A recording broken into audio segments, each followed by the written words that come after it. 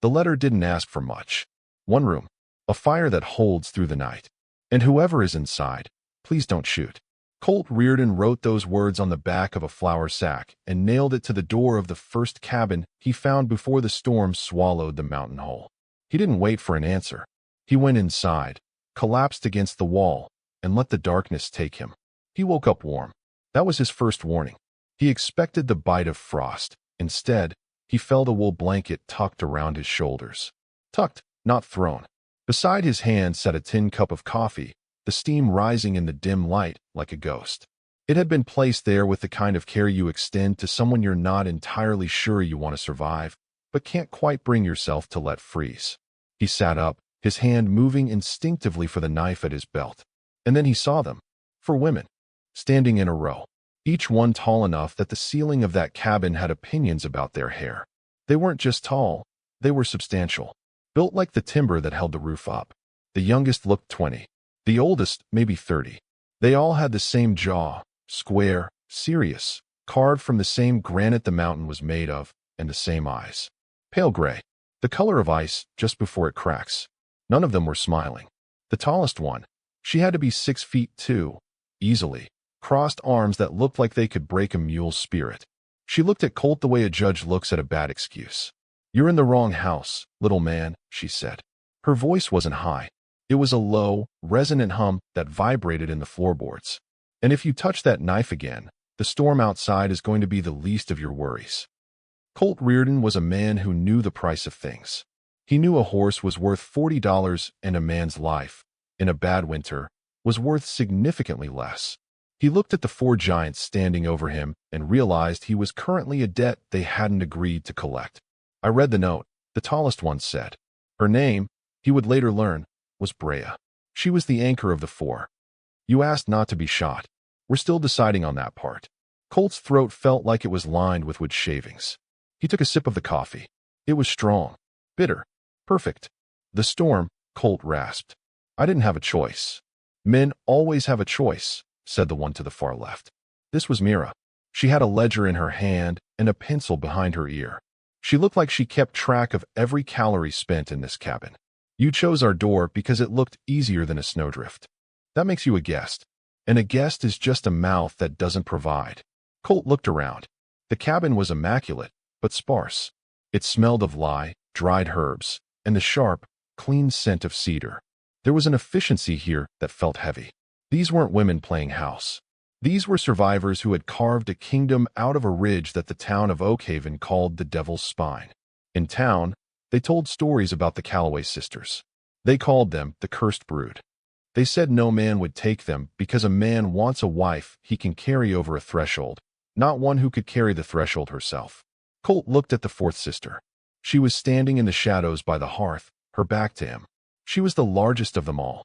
Her shoulders were broad, her hair a thick, dark braid that hung down to a waist that didn't taper into daintiness, but suggested the strength of an ancient oak. She was currently sharpening an axe. The shick of the stone against the steel was the only rhythm in the room. "I work," Colt said, his voice regaining its weight. "I don't eat for free. I can fix that hinge on your lean-to. I can split the wood your giant arms haven't gotten to yet. I'll stay until the pass clears, and then I'm gone." The woman by the fire stopped sharpening. She turned slightly. Her profile was striking, a straight, proud nose and a heavy brow. This was Sable. She didn't look at him with fear or curiosity. She looked at him with a weary kind of endurance. "The wood is already split," Sable said. Her voice was deeper than Brea's, like the sound of a distant rock slide. "And the hinge was fixed yesterday." She stepped into the light. She was towering. A woman society had discarded because she didn't fit into their narrow ribbons and lace. She was too much for the small men of the valley. But Colt Reardon wasn't a small man. He was a man who had been broken by the world's delicate things. He looked at Sable, really looked at her, and he didn't see a freak. He saw a fortress. "Then I'll find something else," Colt said, his eyes locking onto hers. "I don't leave debts unpaid." The wind howled outside, a physical weight pressing against the logs. This was the bunker. 5 people trapped in 80 square feet of seasoned timber. The air changed. It became thick with the scent of 5 different lives forced into one space. Colt stayed by the door, the unwanted guest. The sisters moved around him like he was a boulder in a stream, unmovable but annoying. He watched Sable. She was the one who did the heavy lifting. She moved the massive cast-iron pots like they were tin toys. She hauled the water buckets that would have made a lesser man's shoulders ache. But it was how she did it. There was a quietness to her, a dignity. She moved with a measured grace that most people mistook for slowness. Colt knew better. It wasn't slowness, it was power held in check. At noon, the transaction began. Brea set a bowl of venison stew on the table. "Eat," she commanded. "We don't need a corpse on the floorboards. It's bad for the morale." Colt sat. He felt the sisters' eyes on him. He felt like a specimen under glass. "The trader in town, Miller," Colt said between bites. He said this cabin was abandoned. Said the Calloway giants had finally frozen out. The room went silent. Only the whistle of the wind through the chinking remained. Mira let out a sharp, cold laugh. "Miller, the man who tried to buy this land for 10 cents on the dollar when our father died? He's been waiting for us to freeze for 6 years. He tells the town we're monsters, so no one comes up here to help. He said you were dangerous," Colt added.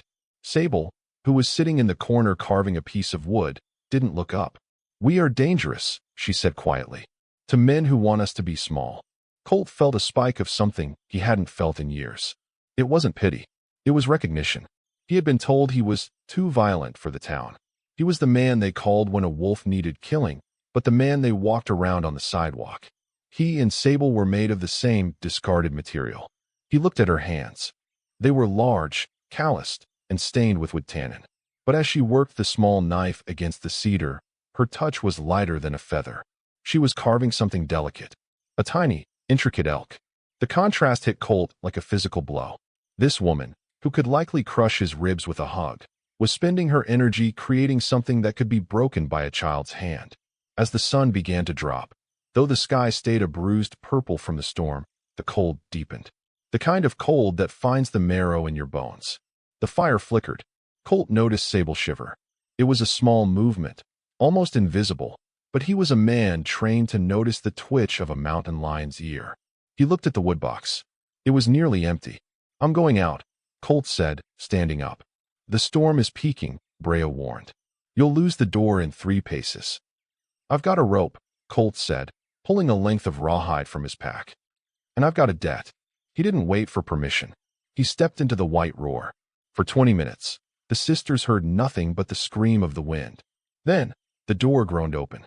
Colt stumbled in, covered in a thick crust of ice, his face a raw, angry red. But he was dragging a massive sled of seasoned oak he'd found under the lean-to. He didn't say a word. He began to bank the fire. He moved with a focused, silent intensity. Sable watched him.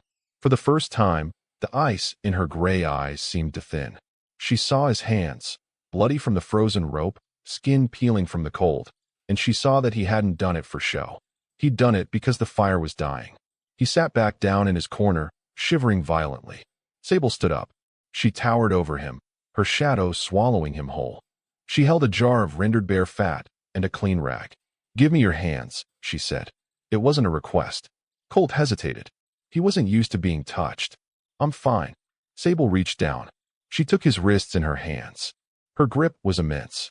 He felt the sheer, terrifying strength of her. But then, the touch softened.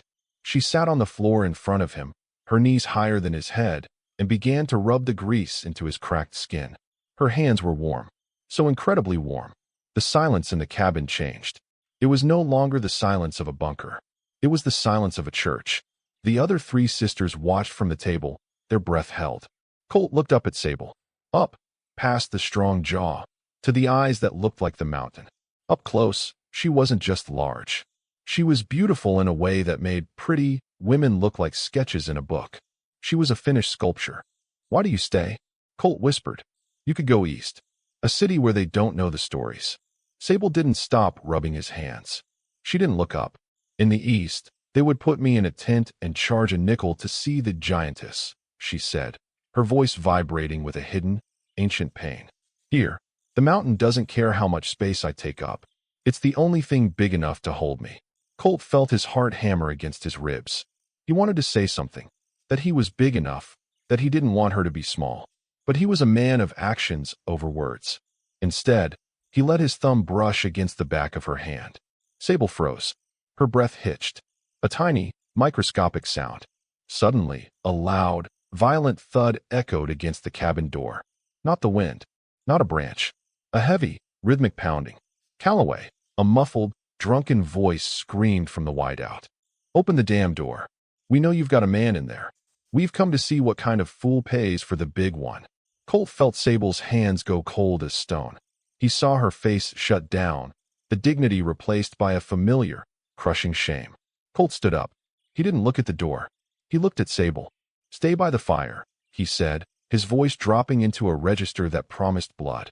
I'm about to show them exactly what kind of fool I am. Colt Reardon didn't move toward the door. Not yet. He stayed positioned between the fire and Sable, his shadow stretching across the floor until it touched her boots.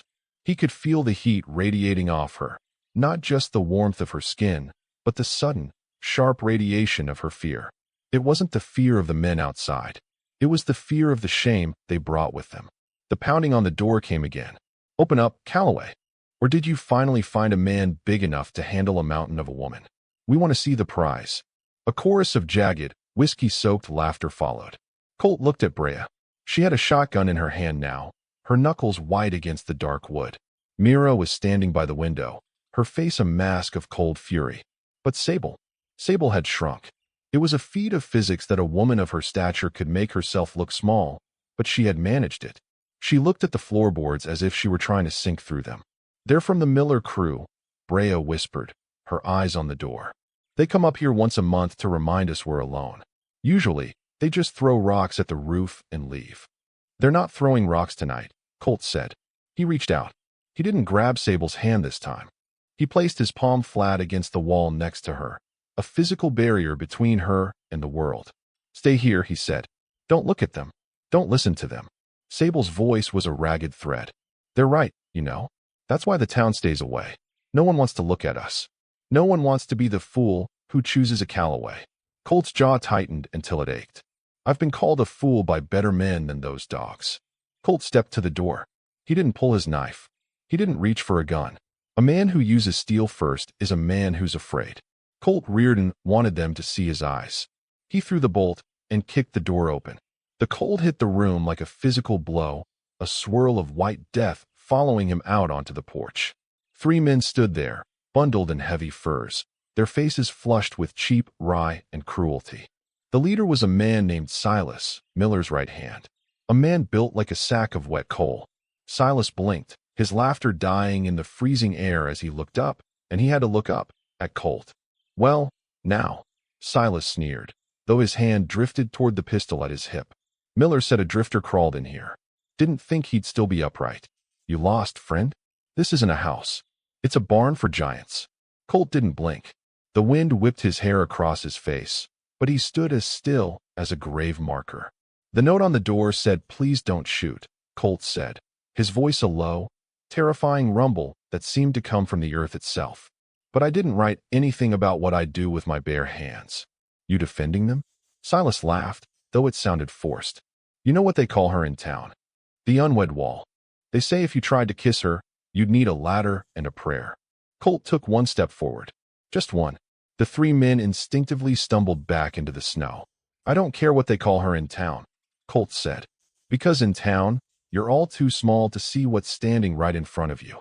He leaned in close to Silas, the scent of the man's fear and cheap alcohol filling his nose. I'm going to give you 5 seconds to turn around. If I can still see your shadows on that snow at 6, I'm going to show you exactly how dangerous this cabin can be. He didn't yell. He didn't have to. The pure, concentrated lethality in his voice was enough. Silas looked at Colt's hands, huge, scarred, and currently balled into fists that looked like they could crack a skull like an eggshell. He looked at the shotgun glinting in Brea's hands behind him. This ain't over, Drifter, Silas hissed, backing away. You want to live with the freaks? You can die with them too. They disappeared into the white. Colt slammed the door and threw the bolt. The silence that followed was heavier than the storm.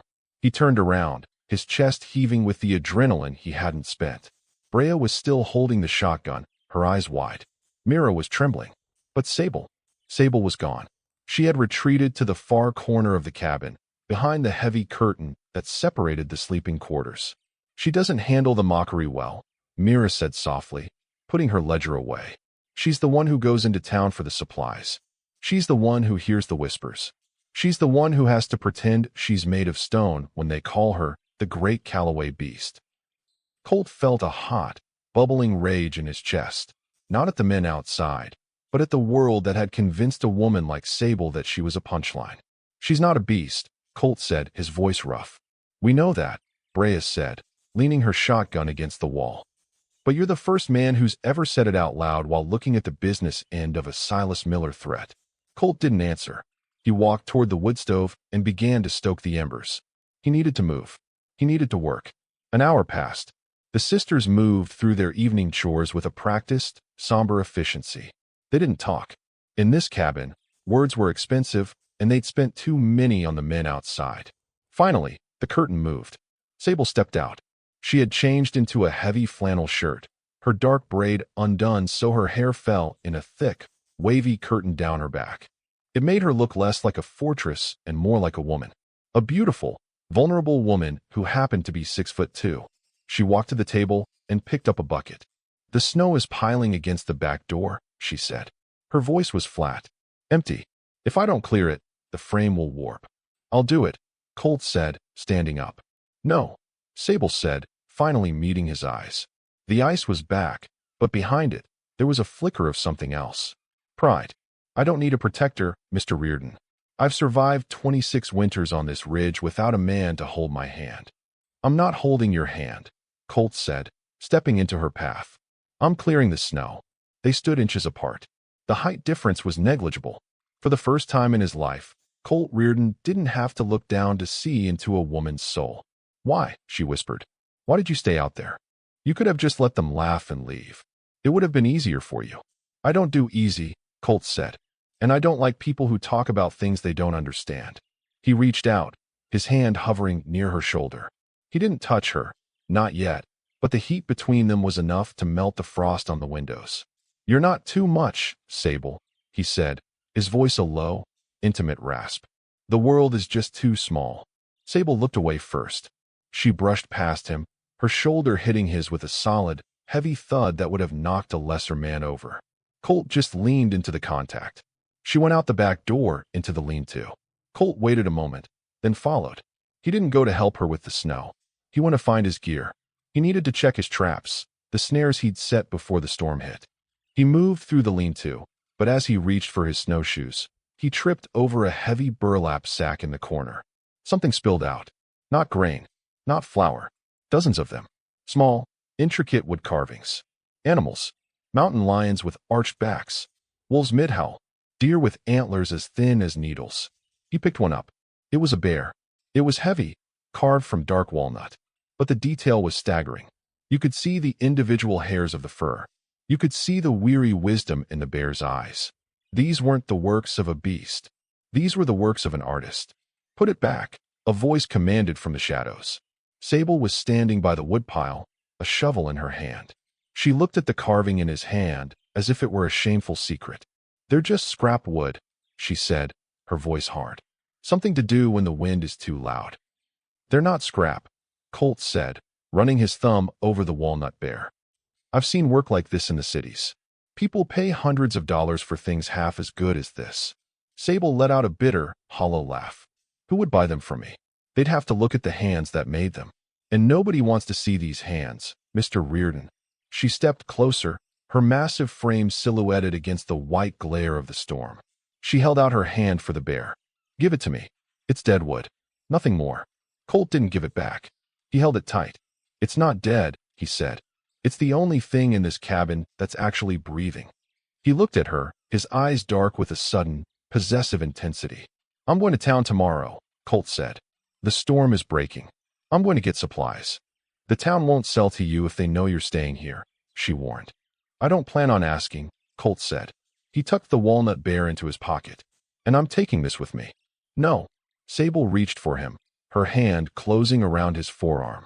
Her grip was like a vice, the sheer strength of her enough to bruise bone. Colt didn't flinch. He didn't pull away. He stood his ground, looking her straight in the eye. Are you going to stop me, Sable? They stood locked in a battle of wills, the giantess and the mountain man, while the storm screamed its final, dying breath outside. Suddenly, from the main cabin, a scream rang out. Not a shout. A high, terrified shriek from Mira. Colt and Sable broke apart and sprinted inside. The front door was hanging off its hinges, shivering in the wind. And sitting in the middle of the floor was a massive, bloody bundle of fur. A dead wolf. Its throat had been cut clean. And pinned to the wolf's chest with a rusted hunting knife was a note. A gift for the giants. Next time, it's the man. Colt looked at the note, then at Sable. Her face was pale, her hands shaking. The transaction had just changed. It wasn't about survival anymore. It was war. Colt Reardon didn't look at the wolf. He looked at the knife. It was a cheap, bone-handled skinner, the kind sold by the dozen at Miller's General Store. The blade was notched, but the edge had been honed with a specific kind of malice. It wasn't just a threat, it was an insult. A reminder that the town of Oakhaven considered this cabin, and the women inside, to be nothing more than livestock to be culled. Beside him, Sable had gone as still as a frozen pond. The sight of the animal, its blood staining the floorboards she'd scrubbed with lye just that morning, seemed to hit her harder than Silas's words. It was a violation of her sacred cabin. They won't stop, Mira whispered, her ledger trembling in her hands. First the rocks, then the dead livestock. Now this. Brea reached for the knife, her face a mask of iron, but Colt's hand shot out, catching her wrist. Don't touch it, he said. His voice was a low vibration, the sound of a landslide starting 3 ridges away. That knife is a message. You don't answer a message like this with your hands. You answer it with your shadow. He looked at Sable. She was staring at the wolf's throat, her eyes glassing over with a look of, here it comes again. The look of someone who had spent her life waiting for the world to finally break the door down. Colt reached out. He didn't touch her skin. He hooked a finger in the collar of her flannel shirt and gently, slowly, pulled her gaze away from the blood. Sable, look at me. She resisted for a heartbeat, her neck muscles corded like rawhide. Then, she turned. I'm going to town, Colt said. And I'm not coming back empty-handed. The storm hadn't fully cleared, but the wind had lost its teeth. It was a white silence, now, the kind that makes you hear your own heartbeat. Colt spent the next hour preparing. He didn't ask for a list of supplies. He didn't ask for money. He went to the lean-to and retrieved the walnut bear carving he'd tucked away. He wrapped it in a piece of oilcloth and slid it into his coat pocket. You're walking into a hornet's nest, Brea said, standing by the back door as he strapped on his snowshoes. Silas will be at the store. He'll tell them you're the one who killed the wolf. He'll tell them we've turned you. Let him tell his stories, Colt said. A lie is just a debt that someone eventually has to pay. He looked past Brea to the main room. Sable was sitting by the fire, her back to the world. She was carving again. Not an elk. Not a bear. She was hacking at a piece of pine with a violence that made the wood splinter. Colt walked over. He didn't say a word. He reached down, took the pine from her hands, and set it on the floor. That wood didn't do anything to you, he said softly. Sable looked up at him, her jaw set so tight her teeth might crack. Neither did the wolf. But it's dead all the same. Because it was here. Because we are here. I told you before, Colt said, leaning down so his face was level with hers. The world is too small. But I'm going to go remind them that I'm exactly the right size. He reached into his pocket and pulled out the small cedar elk she had carved, the one he'd kept. He placed it in her hand. Keep the fire lit. I'll find my way back by the smell of the cedar. Sable's fingers closed around the elk. She didn't thank him. She didn't smile. But for the first time, she didn't look like she was waiting to be broken. She looked like she was waiting for him. Oakhaven was a town built on timber and judgment. It was a cluster of gray buildings huddled together as if they were afraid of the mountain. As Colt's snowshoes crunched onto the main street, the town went quiet. Men shoveling their walk stopped. Women pulling their shawls tight looked away, then peered through the corners of their eyes. Colt Reardon was a dangerous man. They knew his name from the wars. They knew he was a man who lived in the places they feared. And seeing him come down from the Calloway Ridge was like seeing a wolf walk into a sheepfold. He walked straight into Miller's General Store. The bell above the door chimed, a cheerful sound that died the second the door swung shut. Silas was there. He was leaning against the counter, a cup of coffee in his hand, surrounded by 4 of his men. The air in the store smelled of peppermint, tobacco, and the sudden, sharp scent of adrenaline. Silas grinned, showing teeth the color of old bone. Well, look what the cat dragged in. Or should I say, what the giant spit out. You still got all your fingers, Drifter? I heard those Calloway girls eat their guests when the venison runs low. The men around him chuckled, a dry, nervous sound. Colt didn't answer. He walked to the counter. 6 sacks of flour, Colt said. His voice was a flat, dead calm. 2 pounds of coffee, a tin of lye, and 4 boxes of rifle cartridges. 45 to 70. Miller, a thin man with a face like a hatchet, looked at Silas, then at Colt. We're out of flour. And coffee. The sacks are right behind you, Miller, Colt said. He reached into his pocket and pulled out a gold coin. He slammed it onto the wood. The sound was like a gunshot. I'm not asking for a favor. I'm making a transaction. Silas stepped forward, his hand resting on the hilt of his knife. We don't sell to people who reside with freaks. It's bad for the brand. Why don't you head on back up that mountain? Maybe you can help the big one find her dignity. I hear she dropped it somewhere near the creek. Colt turned. Slowly. He didn't draw a weapon. He just stepped into Silas's space. Silas was a large man, but Colt felt like a cliff face about to fall. I saw the wolf, Colt whispered. The grin on Silas's face faltered. It was a clean cut, Colt continued. But the man who did it, he's a coward. He likes to kill things that can't fight back. He likes to threaten women because he spent his whole life being the smallest thing in every room he walks into. You calling me a coward? Silas hissed, his face turning a dark, bruised purple. I'm calling you a shadow, Colt said. And the sun is going down. Colt didn't wait for a fight. Not here. Not yet. He turned back to Miller. But he didn't point at the gold. Instead, he pulled out the oilcloth-wrapped walnut bear. He unwrapped it and set it on the counter next to the gold coin. The store went silent. Even Silas froze. The bear seemed to glow in the dim light of the kerosene lamps. It was beautiful. It was powerful. It was the dignity of the unwanted made into wood. Where did you get that? Miller whispered, reaching out to touch it. He was a man of business. He knew quality when it bit him. The big one made it, Colt said. He used the name as a weapon, turning their mockery back on them. Sable Calloway. While you were talking about her height, she was carving the soul of this mountain into a piece of walnut. Colt looked at the men in the store. He saw the shift. For a second, they didn't see a freak. They saw someone who could do something they could never dream of. They saw value. That carving is worth more than this entire store, Colt said. And I'm not selling it to you. I'm just showing you what you're trying to destroy.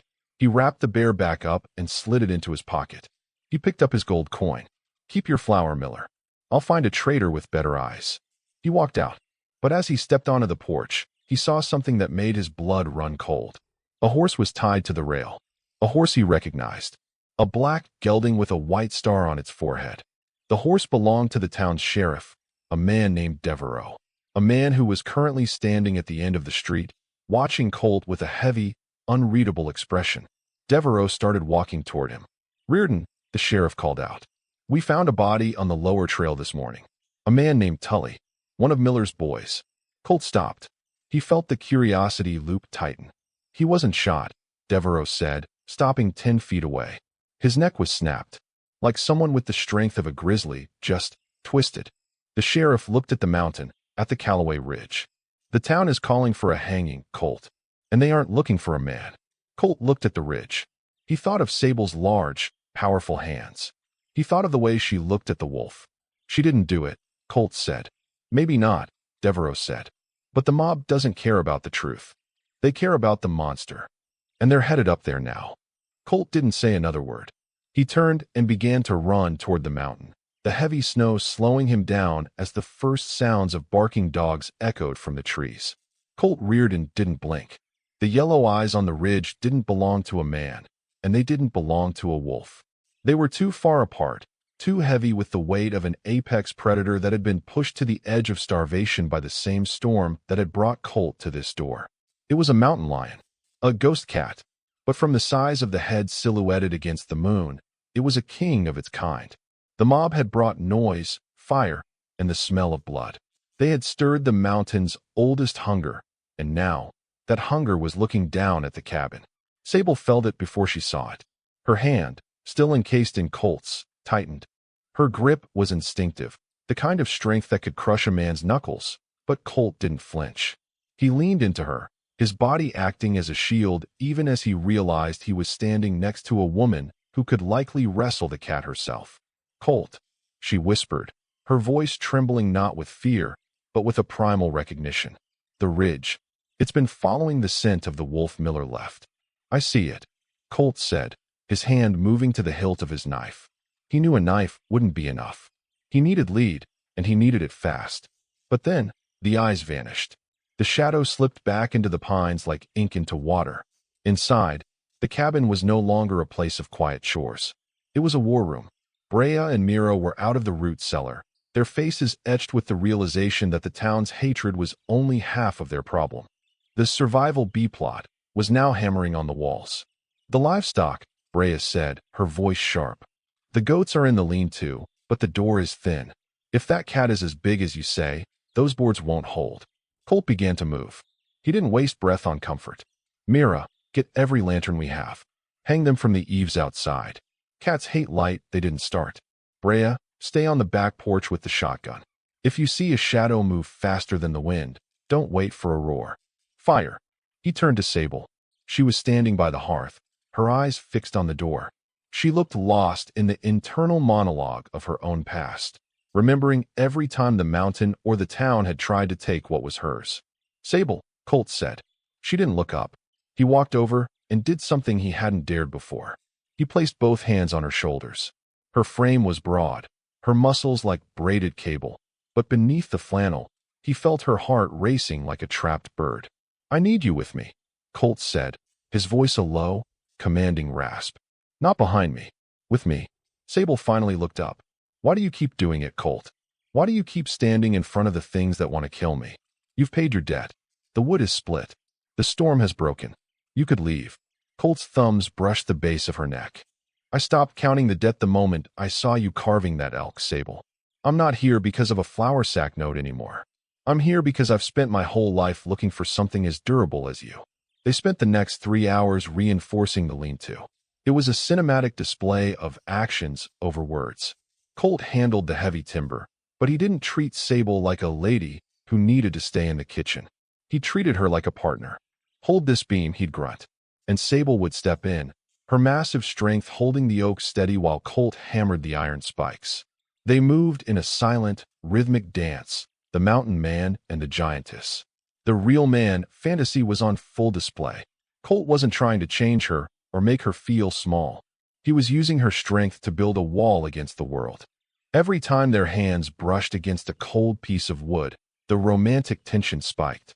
It wasn't a soft, flowery romance. It was a weathered texture romance. It smelled of pine sap, sweat, and the iron scent of the coming snow. "You're good at this," Sable said as they finished the third brace. She was looking at his hands, the way he handled the tools with a quiet, lethal efficiency. "I've spent a lot of time building walls to keep people out," Colt said, not looking up. "And now?" Colt stopped hammering. He looked at her, the golden light of the lantern reflecting in his dark eyes. "And now I'm building one to keep someone in," he whispered. "Someone I don't want to lose." Sable's breath hitched. She looked away, her face flushing a deep, healthy red. She wasn't used to being wanted for her durability. She was used to being tolerated for it. Suddenly, a scream ripped through the air. Not from a sister. Not from a cat. It was a horse. Colt's horse, tethered in the small corral near the lean-to. Colt was through the door before the sound died. The lantern Mira had hung was swaying violently in the wind, casting long, jerky shadows across the snow. The cat hadn't gone for the goats. It had gone for the biggest prize. The mountain lion was on the corral fence, its massive tawny body coiled like a spring. It was 10 feet of muscle and malice, its tail twitching with a rhythmic, hypnotic movement. Colt pulled his revolver, but the horse was thrashing in terror, blocking his shot. "Move, you fool!" Colt roared at the horse. The cat leaped. It didn't go for the horse. It saw the real man in its territory and shifted midair toward Colt. Everything slowed down. Colt saw the yellow teeth, the unsheathed claws that looked like ivory daggers. He braced for the impact, knowing he wouldn't get the gun up in time. A shadow, larger than his own, blurred past him. Crunch. It wasn't the sound of teeth on bone. It was the sound of a heavy, iron-bound shovel hitting the side of a mountain lion's skull. Sable had swung with the full, unbridled force of her 6'2" frame. The shovel didn't just hit the cat. It sent it tumbling into the snowbank, stunned. "Get back!" Sable screamed, stepping in front of Colt, the shovel held like a broadsword. She didn't look unwanted now. She looked like a Valkyrie. Her eyes were blazing with a protective fury that made Colt's blood run hot. The cat scrambled to its feet, shaking its head, blood dripping from its ear. It looked at Sable, really looked at her, and saw something it didn't recognize.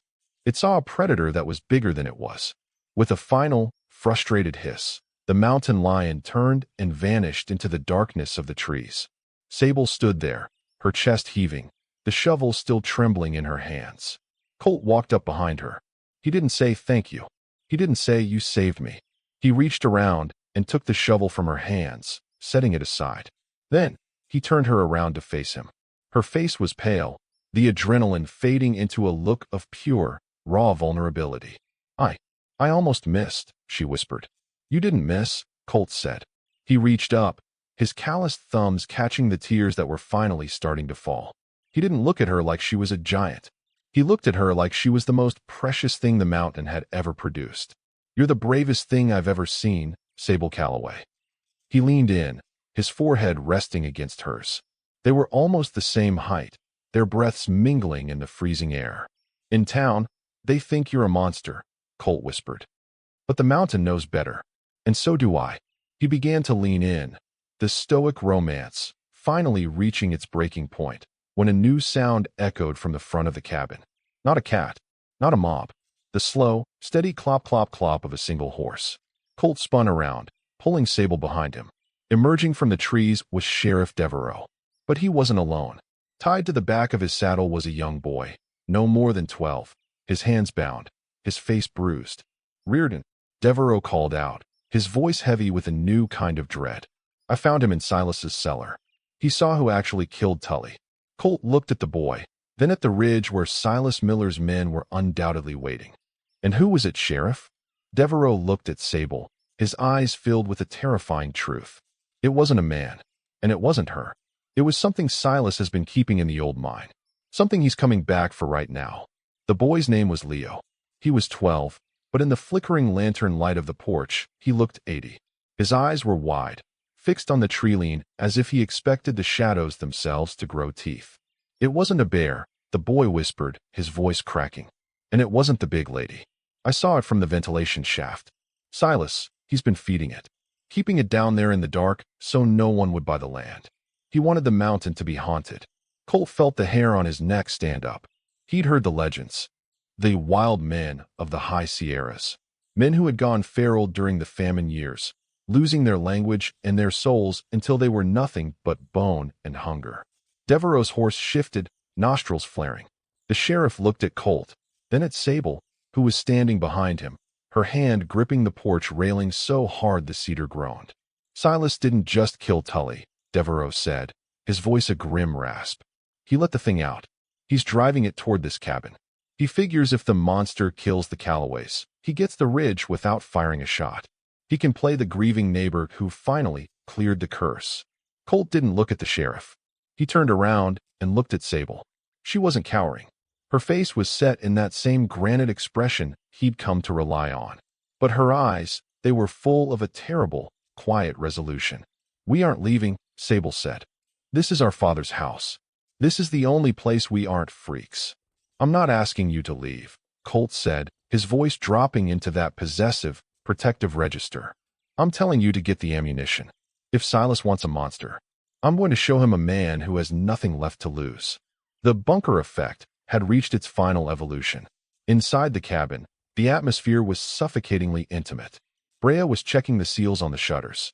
Mira was melting lead for bullets. The youngest sisters were sharpening every blade in the house. There was no feminine softness here, only the durability over delicacy that defined the Calloway DNA. Colt moved to the center of the room. He began to strip his outer coat, revealing the scars on his forearms, reminders of a life spent in the friction of the world. He felt a presence behind him. Sable. She didn't speak. She simply picked up a whetstone and a long-handled brush hook. She began to sharpen it with long, rhythmic strokes. "Shitty, shitty, shitty. You're too big a target on the porch," she said. It wasn't an insult. It was a tactical observation. If they come from the ridge, they'll pick you off before you see the first shadow. "I'm not staying on the porch," Colt said. "I'm going to the mine. I'm going to meet them halfway." Sable stopped sharpening. She turned her massive frame toward him, her height finally working to her advantage as she looked him dead in the eye. "No," she said. "You're a mountain man, Colt. But this is my mountain. I know the tunnels. I know where the air turns sour and where the floor drops away." "I can't let you do that, Sable," Colt said, stepping into her space. "I told you. I'm building a wall to keep you in." "A wall is just a prison if you can't fight for the land it stands on," Sable countered. She reached out, her large, calloused hand coming up to rest against the side of his face. Her touch was a paradox, strong enough to break him, yet as tender as the cedar elk in his pocket. "You chose me, Colt. You chose the big one when everyone else laughed. Now, let me choose you. Let me protect the only man who ever looked at me and saw a woman." Colt's resistance crumbled. In the stoic romance of the frontier, this was the ultimate validation. He didn't want a small woman to protect. He wanted a partner who was built to endure. They moved out at midnight. Colt and Sable, two giants in the moonlight. The snow had frozen into a hard crust that crunched like breaking glass under their boots. They didn't speak. They moved in the acts of service language. Colt clearing the low-hanging branches, Sable testing the drifts to make sure they could hold Colt's weight. They reached the old mine entrance, a black wound in the side of the cliff, reinforced with rotted timber. The smell was the first thing that hit them. Raw meat, wet fur, and the metallic tang of old blood. "He's in there," Sable whispered, her hand tightening on the brush hook. "I can hear the breathing." Colt pulled his rifle, the lever action clack-clack echoing in the frozen air.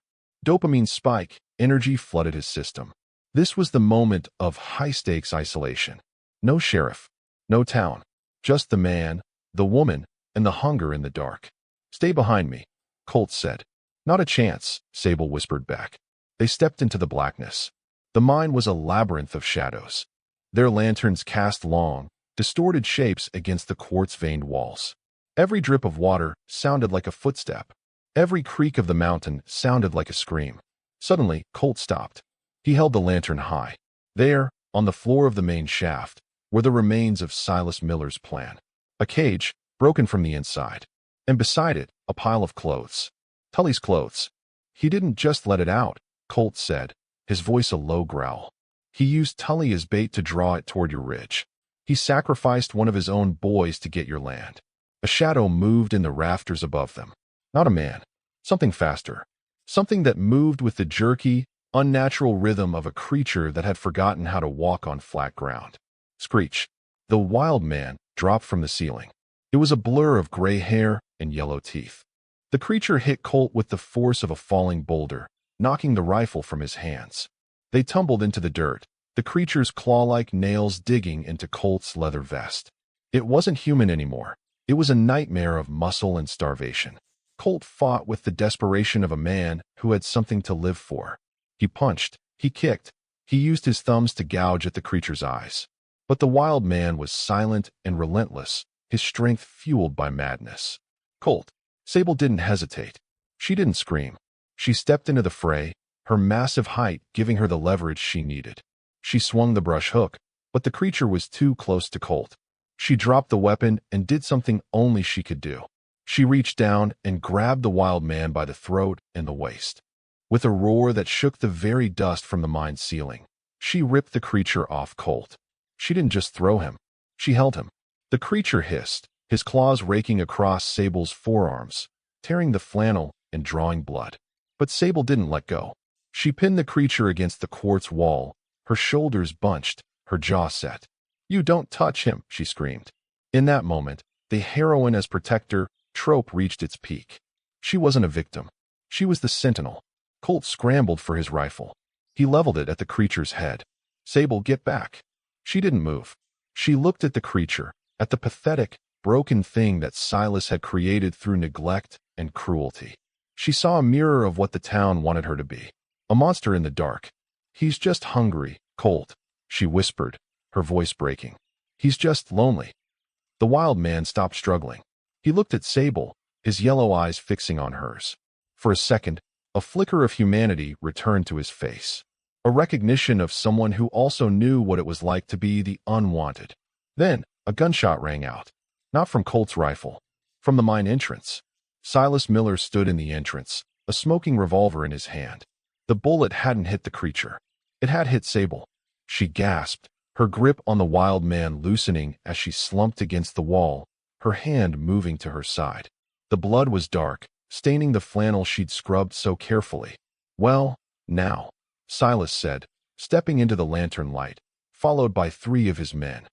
"Looks like the monster did my work for me. A dead drifter and a dead freak. The town will thank me for clearing out the trash." Colt felt a rage so cold it turned his blood to ice. He looked at Sable, seeing her pain, seeing the way she was still trying to shield the wild man even as she bled. "You shouldn't have come here, Silas," Colt said. "Why not?" Silas laughed. "Who's going to stop me? The sheriff? He's back in town dealing with the body I left in the alley.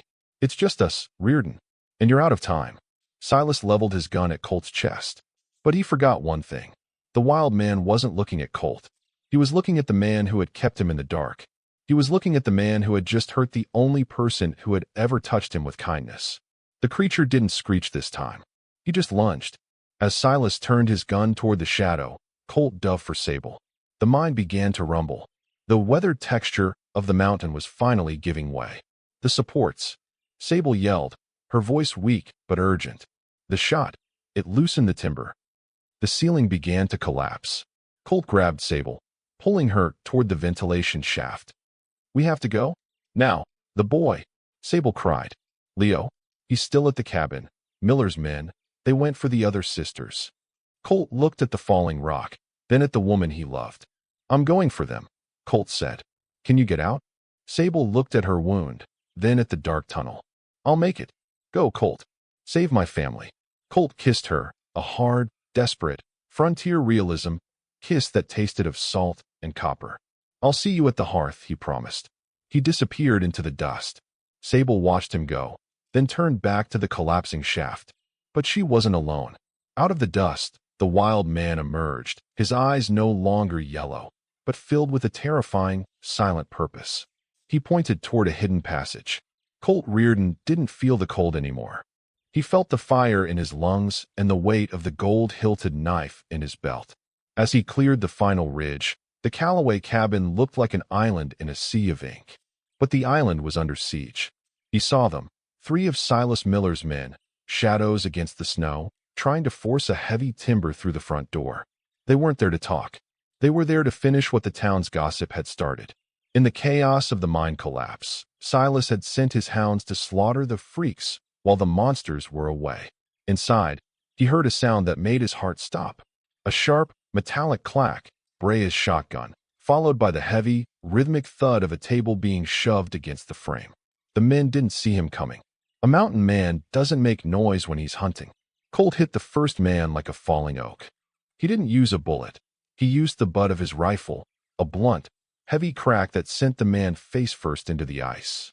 He spun, his boots finding purchase in the red-stained snow, and leveled his eyes at the other 2. "The door is closed," Colt said. His voice was a dead, hollow chill. "And it's staying that way until I've decided how many of you are going to leave this ridge upright." The fight was short, brutal, and silent.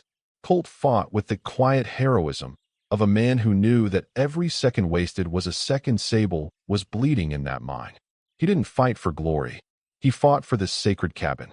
When the last of Miller's men scrambled into the trees, Colt didn't chase them. He pounded on the door. "Brea, it's Colt. Open it." The bar slid back. Brea stood there, her hair wild, her eyes fierce. But as she saw him alone, her face fell. "Where is she? Where's Sable?" "She's coming," Colt said, though the lie tasted like iron in his mouth. "She sent me back to protect you. Is Leo safe?" "We have him," Mira said, emerging from the shadows. "But Colt, look." She pointed toward the mine ridge. A massive plume of dust was rising into the moonlight.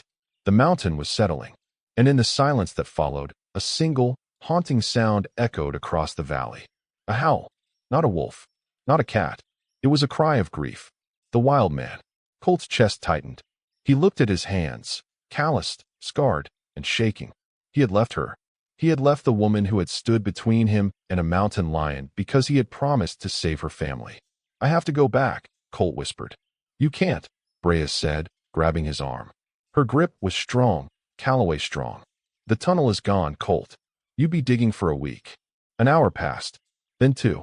The cabin was silent, the kind of silence that feels like a physical weight. The bunker effect had turned into a vigil. Colt sat by the hearth, the cedar elk in his hand. He looked at the tiny, intricate legs, the proud antlers. He thought about Sable's large, powerful hands. He thought about how the world saw those hands as a threat, while he saw them as a sanctuary. "I didn't tell her," Colt said suddenly. His voice was a low rasp, speaking to the fire. "Tell her what?" Mira asked softly. "That she's the first thing I've seen in 10 years that didn't look like it was waiting to break," Colt said. "I've spent my life around delicate things, Mira. Things that shatter when the wind blows. But Sable, she's the mountain. She's the stone. And I was too much of a coward to tell her that I don't want a flower. I want the earth." The dignity of the unwanted filled the room. The sisters looked at him, and for the first time, they didn't see a drifter. They saw a man who had finally found his home. Suddenly, the horse in the corral whinnied. Colt was on his feet, his hand on his knife. He stepped to the window, peering through the frost. Out of the wideout, a shape was moving. It was slow, heavy. It dragged one foot with a rhythmic, scraping sound. Colt threw open the door, the cold air rushing in like a tidal wave. Sable was there. She was leaning heavily on a piece of rotted mine timber, using it as a crutch. Her flannel shirt was soaked in blood, her face gray with exhaustion. But she was upright. And behind her, half hidden in the shadows of the trees, stood the wild man. He had carried her through the ventilation shaft. He had saved the only person who had called him lonely. Colt didn't run. He walked. He met her halfway across the yard, his boots sinking deep into the drifts. When he reached her, she didn't collapse. She leaned her forehead against his chest, her massive frame shuddering. "You came back," she whispered. "I never left," Colt said. He slid his arms around her waist, the stoic romance, finally giving way to a fierce, possessive tenderness. He didn't care that she was taller. He didn't care that she was too much. He just held her. "Silas?" she asked. "He's in the dark, Sable. Where he belongs." Colt looked past her to the wild man. The creature stood at the edge of the light, his yellow eyes reflecting the cabin fire. He looked at Sable, then at Colt. He gave a single, sharp nod, the acts of service recognized between two predators, and vanished back into the mountain. Colt lifted Sable into his arms. It was a struggle. She was a substantial woman, but he did it with a grim, determined pride. He carried her over the threshold. Inside, the sisters erupted. There were blankets, lye for the wound, and the sharp, clean scent of medicinal herbs. Colt stayed by her side. He didn't move as Mira stitched the wound. He didn't move as Brea brought the hot coffee. He kept his hand locked in hers. "Look at them," Sable whispered, looking at her sisters. "They're safe. They're safe because of you," Colt said. He pulled the walnut bear from his pocket and set it on the table. "Tomorrow, the sheriff is coming back," Colt said. "And we're going to have a talk about the Calloway giants. We're going to talk about the value of this land. And we're going to talk about the man who's staying to protect it." The morning light began to bleed through the shutters, a pale, cold gold. Sable was asleep, her breath deep and steady. Colt sat in the chair beside her, his rifle across his knees. He was the quiet hero, the sentinel who had finally found something worth guarding. A knock came at the door. Not a pound, not a kick. A measured, professional knock. Colt opened it. Sheriff Devereaux was there. He looked tired. He looked like a man who had spent the night seeing things he couldn't explain. "Silas Miller is dead, Colt," Devereaux said. "The mountain took him. Found what was left of him near the mine entrance." Colt nodded. "The mountain has a way of balancing the books." "There's something else," Devereaux said, reaching into his saddlebag. He pulled out a thick, official-looking envelope with a government seal. "This came in the mailbag yesterday. It's for the Calloway sisters. From an attorney in San Francisco." Colt took the envelope.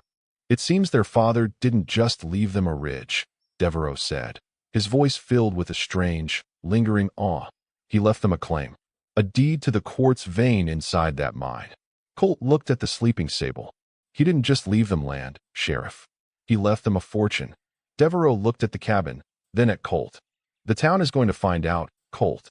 When they realize the freaks on the ridge are the richest women in the territory, they aren't going to be throwing rocks anymore. They're going to be bringing flowers and marriage proposals. Colt's grip tightened on the envelope. He looked at the cabin door, the door he had nailed his note to. Then they're going to be disappointed, Colt said, because this mountain is already claimed. He looked back at the trail. A line of wagons was appearing in the distance. Not the mob, not the sheriff's men, the townspeople, carrying banners, carrying gifts. The gossip contrast was about to flip, and Colt Reardon knew that the hardest battle wasn't against the dark, it was against the light. Colt Reardon looked at the line of wagons winding up the ridge. It was a strange sight. For years, the only thing that traveled this road was malice and cold wind. Now, the people of Oakhaven were coming with their Sunday best on, their horses groomed, and their eyes fixed on the mine. They weren't coming for the Calloway sisters. They were coming for the gold. The dignity of the unwanted had been replaced by the greed of the small. In the eyes of the valley, Sable hadn't changed. She hadn't become more beautiful or less monstrous in her height. She had simply become expensive. And to men like Miller's survivors and the shopkeepers of the town, wealth was a perfume that could cover any defect. Colt felt the envelope in his hand, the deed to the quartz vein. It felt heavy, not like gold, but like a shackle. "They're early," Brea said, standing on the porch with her arms crossed. She looked at the lead wagon. "Miller isn't even cold in the ground, and they've already brought the wedding cakes." Colt didn't answer. He turned and went back inside. Sable was awake. She was sitting at the table, her hand resting near the walnut bear Colt had returned to her. She looked at the envelope Colt set down in front of her. "Devereaux brought it," Colt said. "You're rich, Sable. You and your sisters. You could buy half the valley. You could move to San Francisco and never have to touch a shovel again." Sable didn't open the envelope. She looked at her hands, the hands that had held a wild man, fixed 1,000 fences, and saved a mountain man's life. "Is that what you want, Colt?" she asked. Her voice was steady, but there was a crack in the granite. "For us to go where the houses are tall enough for our hair, where no one knows the names they called us." Colt walked over to the window. He looked at the first wagon pulling into the yard. A man in a top hat was already stepping down, straightening his coat, looking at the cabin as if he were assessing a piece of livestock. "I'm a drifter, Sable," Colt said, his back to her. "I ride into cabins in the middle of storms. I pay my debts and I move on. That's the transaction. That's how a man like me survives." The silence in the room became a bunker. It was suffocating. The stoic romance was at its breaking point. Colt was doing what he'd always done, building a wall. But this time, he was building it between himself and the only hearth that had ever made him feel warm. Sable stood up. She didn't move toward the door. She moved toward him. She stood behind him, her presence immense and grounding. "The storm is over, Colt. You don't have to pay for the shelter anymore." The front door opened. The man in the top hat, a lawyer named Henderson, stepped inside without knocking. He was followed by a few of the prominent citizens of Oakhaven. "Miss Calloway," Henderson chirped, his eyes darting around the sparse cabin with a mix of pity and calculation. "Wonderful news. Truly wonderful. We've heard of your fortunate discovery. The town is eager to welcome you back into the fold. There's talk of a gala. And, of course, many fine young men are anxious to offer their protection for your interests." He looked at Colt as if he were a piece of old furniture. "You can leave now, Drifter. The lady is in good hands." Colt didn't move. He didn't even turn around. Sable stepped forward. She stood at her full, magnificent height, dwarfing the lawyer and the men from town. She didn't look like a freak.